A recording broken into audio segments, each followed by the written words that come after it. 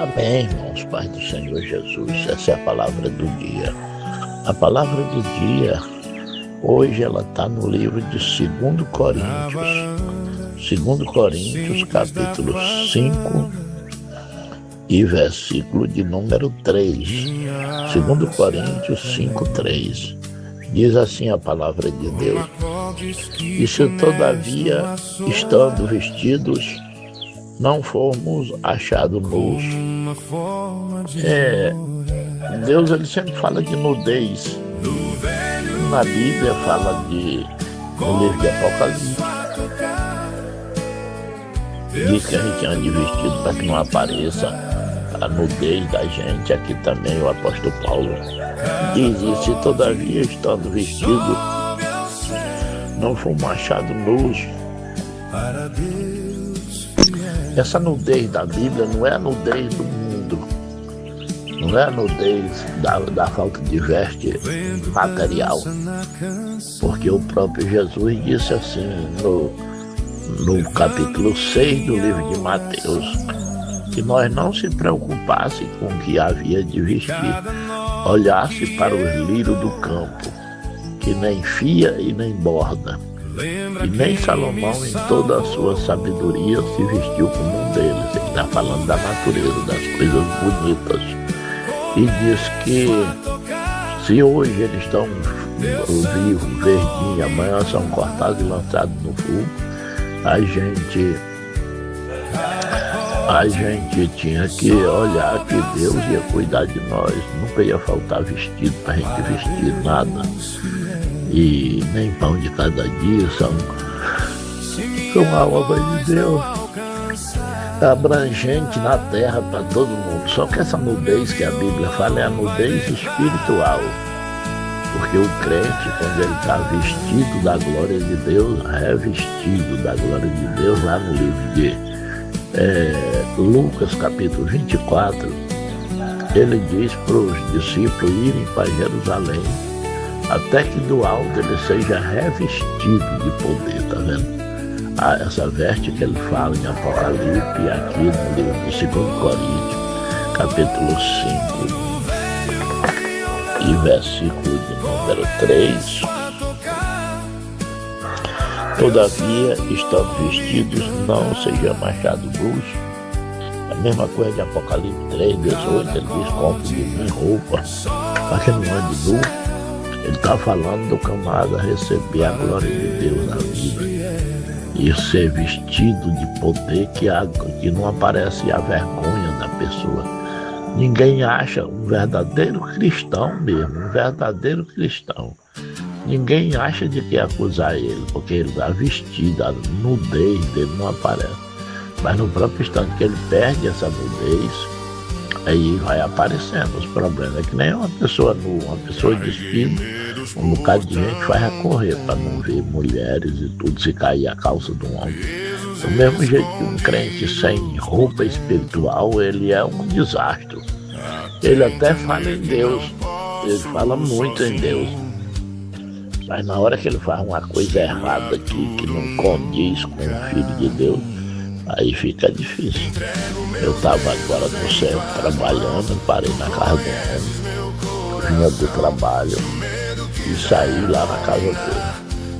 Aí comecei a conversar com ele, e ele só falando em Deus, dizendo que era evangélico, falando em Deus, querendo dizer que eu era pastor, e ele tinha que conversar comigo falando em Deus. Mas na mesma hora ele encheu um cachimbo de tabaco, fumou o cachimbo, ficou um piché mais terrível do mundo, um cheiro forte dentro daquela sala. Aí essa que são a falta de roupa do crente, é isso aí. O cara olhar e já está falando de tal evangélico, porque aqueles ali, se aquilo for evangélico mesmo, no inferno tem muito daquilo. Eu já vi muita gente dizendo, pessoa briguenta, pessoa que age do jeito do mundo, a língua nunca para de blasfemar, de falar besteira, valente, cheio de intrigado. Meu Deus, isso aí não está vestido não, isso é nuzinho, mas completamente nu. das coisas espirituais está nu, não tem nada. E aí é onde está essas palavras da Bíblia. Cuidado para ninguém tomar tua coroa, compre roupa para não andar nu. Se o apóstolo Paulo diz aqui, em 2 Coríntios 5:3, se todavia nós estamos vestidos, nunca vai mais ser achado nu. Procure sempre manter essa veste espiritual, procure cuidar disso aí. Às vezes a pessoa gasta tanto. Uma vez eu fui até mal interpretado quando preguei num congresso de senhora, falando sobre isso. Eu senti que fui mal interpretado, porque as pessoas também não lêem a Bíblia e não tem Espírito Santo. A pessoa que tem Espírito Santo, você vai pregando, ele vai captando o que você diz. Porque aí roupa material, nunca fui contra elas, é maravilhosa. E uma pessoa bem trajada é bonita. Uma roupa boa, se ele tem com o que comprar, tá bom demais, não tá nada errado. Uma roupa decente, que dá certo com uma pessoa de um valor alto, é muito bom. Uma joia. Eu não tenho nada contra, nada. Se você pode usar, você comprou e pagou, pode usar blusa, calça de R$600, que é roupa boa, sapatos bons.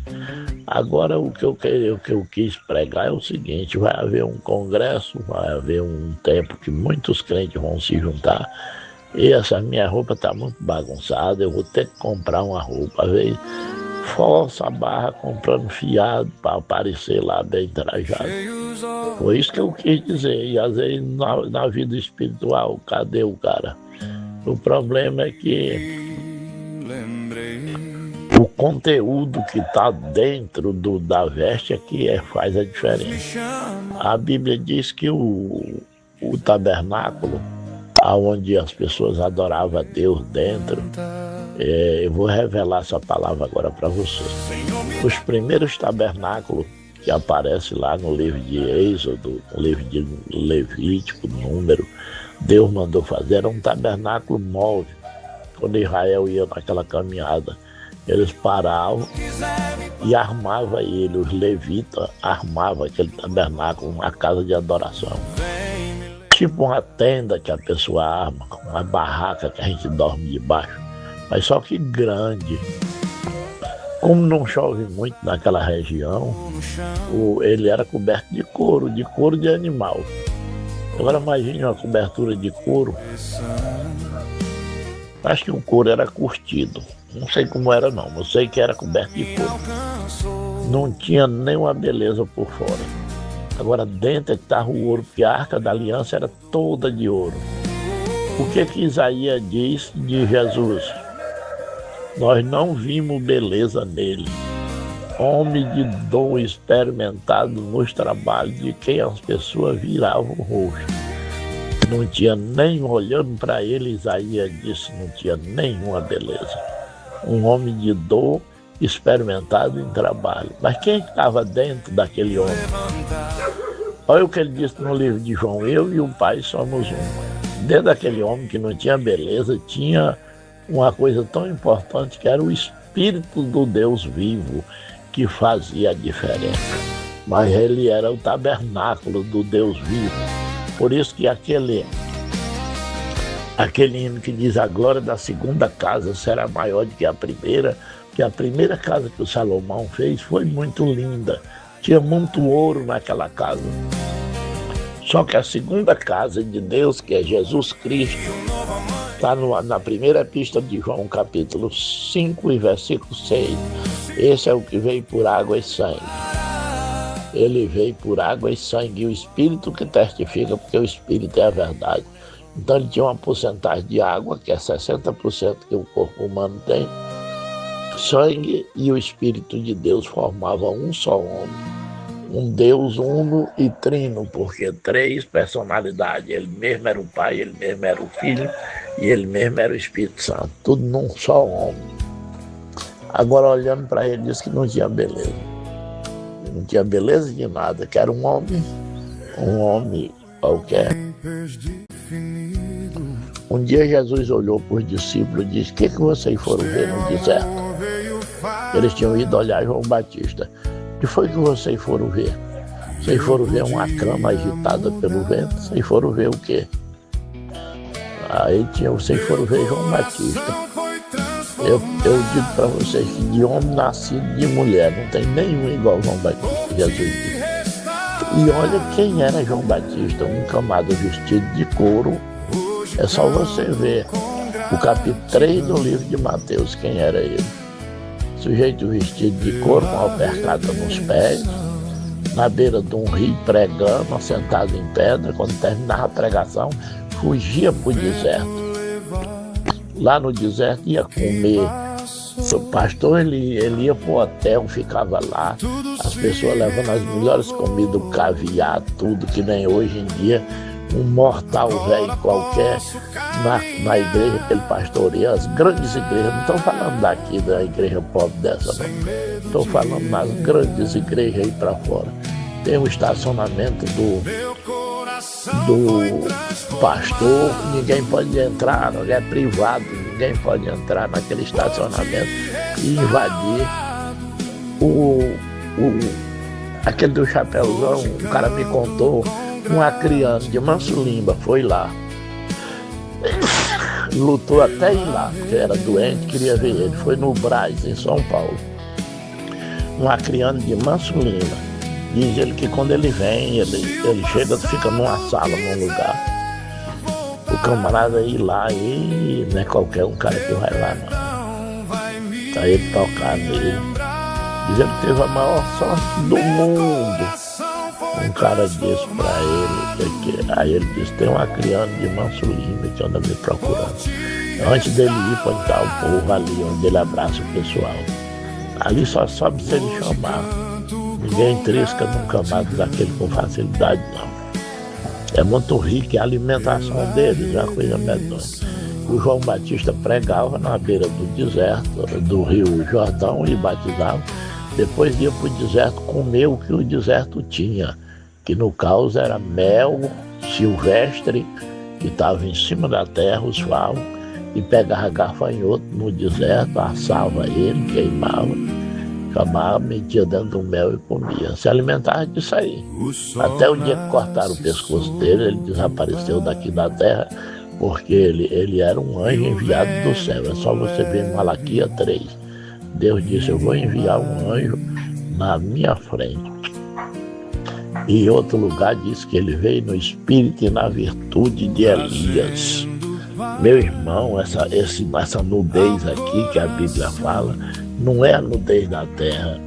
A gente não é pecado a gente se vestir bem, não é pecado você usar um objeto, não é nem pecado ser rico. Jesus não disse nem um rico se salva, ele disse que é difícil um rico entrar no reino dos céus, porque onde está a riqueza está o coração do homem. Aquele Lucas 19, onde Jesus fala do jovem rico, o jovem rico que conversa com ele diz para os discípulos quão difícil é um rico ser salvo. Mas ele nunca disse nem um rico se salva. A gente tem que olhar direito, porque um dia um comerciante me chamou e disse, pastor, prega aqui para mim, porque eu sou um comerciante. Eu não sou rico, porque é difícil ele dizer que são ricos. Todo camarada que tem dinheiro, ele nega. Ele disse, eu não sou rico, mas eu tenho algumas coisas.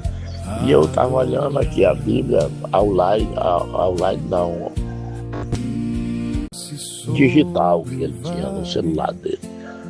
E ele disse, rapaz, eu estava lendo aqui onde Jesus fala com esse camarada rico que possuía loja, possuía propriedade. Eu digo, mas você tem que prestar atenção na frase que ele falou. Ele não disse que nem um rico se salvava e nem que era proibido a gente pegar em dinheiro. Ele não falou isso. Deus quer o melhor para nós.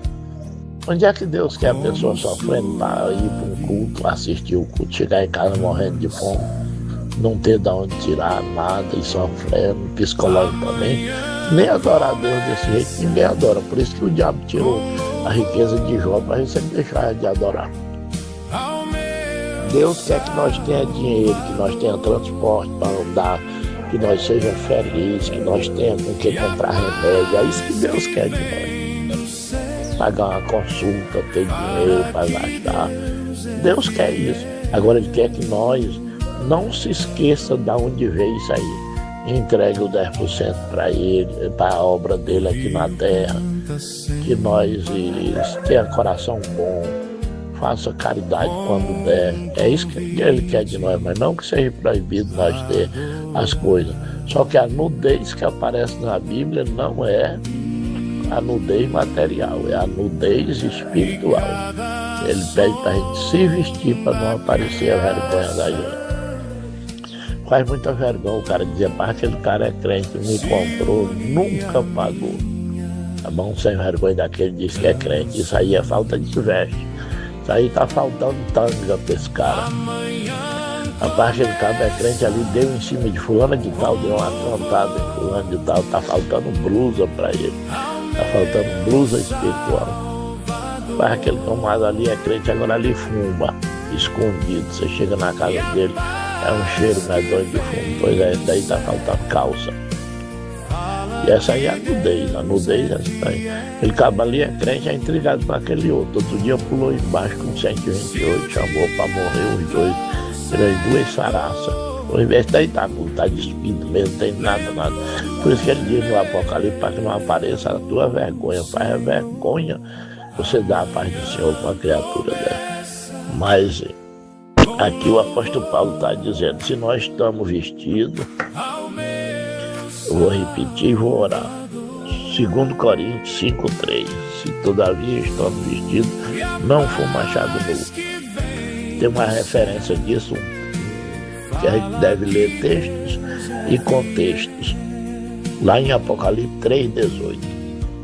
E aí você vê a realidade, Deus fala com você. Vamos orar. Querido Deus, meu Pai que está nos céus, grande e poderoso Deus, a Tua palavra é muito real e abrange os céus e a terra.